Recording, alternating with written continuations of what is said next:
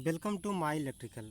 आज हम लोग डीसी सर्किट के पार्ट 3 में कुछ इम्पॉर्टेंट क्वेश्चन और टॉपिक को डिस्कस करेंगे, इसलिए वीडियो को पूरा देखें, स्किप ना करें। अगर वीडियो पसंद आए तो लाइक करना न भूलें। चलिए देखते हैं। Sign convention. जब किसी क्लोज्ड पाथ में केवीएल लगाते हैं, कोई सर्किट है क्लोज्ड पाथ, तो ईएमएफ और वोल्टेज ड्रॉप विभव पाथ का प्रॉपर साइन बहुत इम्पॉर्टेंट होता है। यदि हम पॉजिटिव से नेगेटिव टर्मिनल की तरफ चलते हैं, किसी सर्किट में कोई बंद सर्किट है, उसमें हम पॉजिटिव से नेगेटिव टर्मिनल की तरफ चलते हैं तो पोटेंशियल में गिरावट होती है। इसलिए विद्युत वाहक बल ईएमएफ को नेगेटिव साइन के साथ लिखते हैं। यहाँ फिगर में देखिए, पॉजिटिव से नेगेटिव टर्मिनल की तरफ चलने पर नेगेटिव साइन शो किया गया है। यदि हम नेगेटिव से पॉजिटिव टर्मिनल की तरफ चलते हैं, फिगर नंबर 2 में यदि हम लोग नेगेटिव से पॉजिटिव टर्मिनल की तरफ चलते हैं तो पोटेंशियल में वृद्धि होती है। इसलिए ईएमएफ को पॉजिटिव साइन के साथ लिखना चाहिए। उसी प्रकार जब रजिस्टर प्रतिरोधक में करंट फ्लो होगी तो वोल्टेज ड्रॉप होगा विभव पाथ। यदि हम करंट के डायरेक्शन में चलते हैं, कोई बंद पाथ है उसमें हम करंट के डायरेक्शन में चलते हैं तो पोटेंशियल कम होगा, क्योंकि करंट हायर पोटेंशियल से लोअर पोटेंशियल की तरफ फ्लो होती है, उच्च विभव से निम्न विभव की तरफ। इसलिए निगेटिव साइन लिखते हैं। फिगर में ए से बी की तरफ करंट फ्लो हुई है। वोल्टेज ड्रॉप का साइन करंट के डायरेक्शन पर डिपेंड करता है। Next, Wheatstone bridge. व्हीटस्टोन नाम के साइंटिस्ट ने अज्ञात वैल्यू के रेजिस्टेंस को पता करने के लिए बनाया था इसे। इसमें 4 register consist of 4 register, 4 register की सहायता से बनाया जाता है व्हीटस्टोन ब्रिज, जिसमें 2 फिक्स्ड होते हैं, एक वेरिएबल और एक अज्ञात रेजिस्टेंस होता है जिसका मान हमें निकालना होता है। ये चारों रजिस्टर डायमंड शेप में कनेक्ट होते हैं। फिगर में चारों रजिस्टर डायमंड शेप में कनेक्ट होकर दिखाए गए हैं। जंक्शन ए और सी पॉइंट के एक क्रॉस एक बैटरी कनेक्ट करते हैं और जंक्शन बी और डी के एक क्रॉस एक गैल्वेनोमीटर कनेक्ट करते हैं। गैल्वेनोमीटर को कुंजी के से कनेक्ट कर देते हैं। चलिए देखते हैं व्हीटस्टोन ब्रिज का वर्किंग प्रिंसिपल। पी और क्यू फिक्स्ड रजिस्टर हैं, आर परिवर्तित है रजिस्टर है और कुंजी के लगा हुआ है।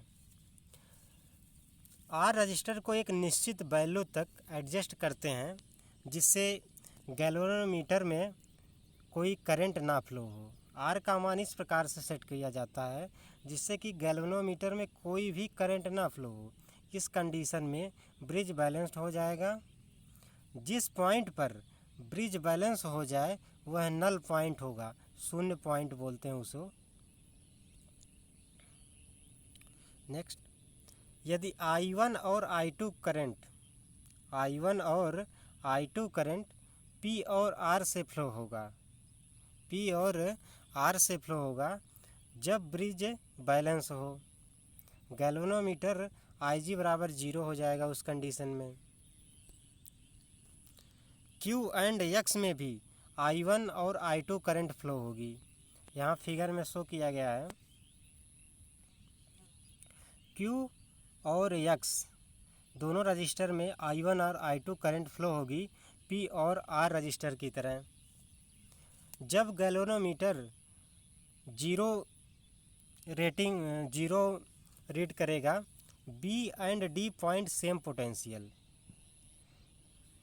जब गैल्वेनोमीटर में से 0 करंट फ्लो होगी उस समय B पॉइंट और D पॉइंट का पोटेंशियल सेम रहेगा।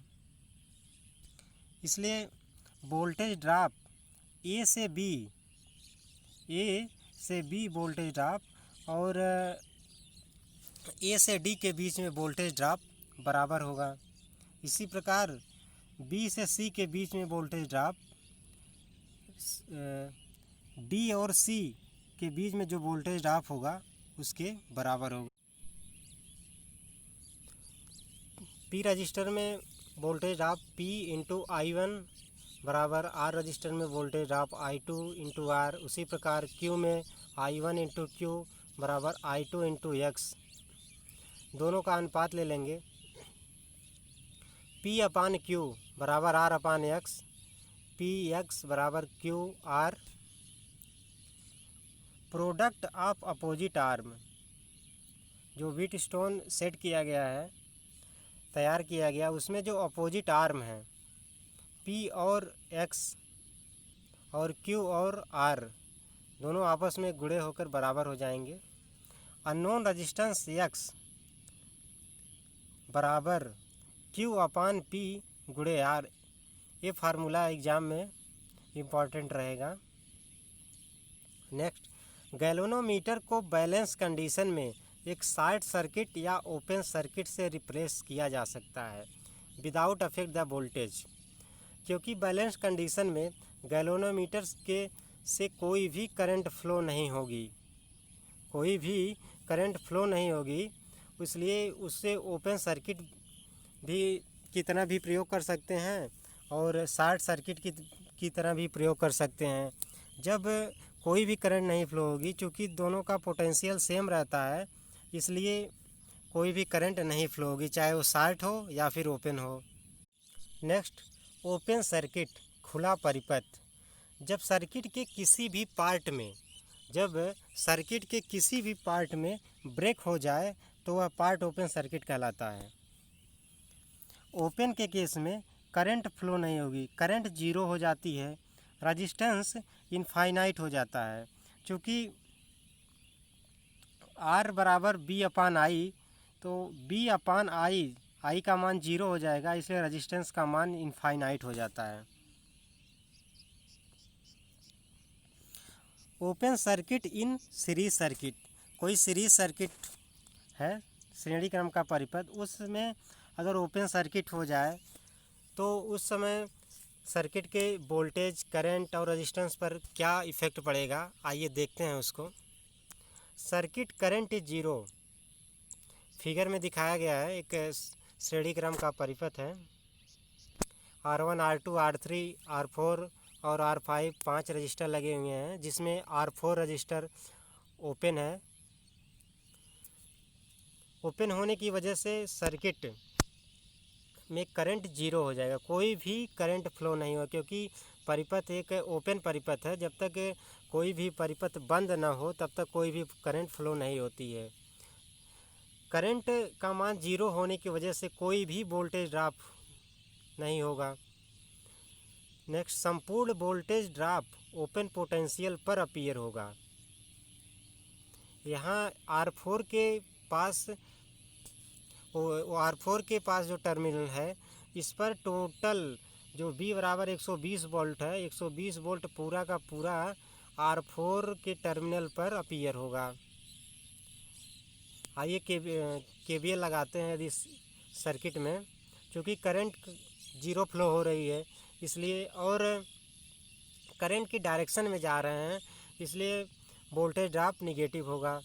-0 current into R1, -0 into R2, -0 into R3, minus BD, ये R4 के पास का वोल्टेज ड्रॉप है, -0 इंटू R5 प्लस 120।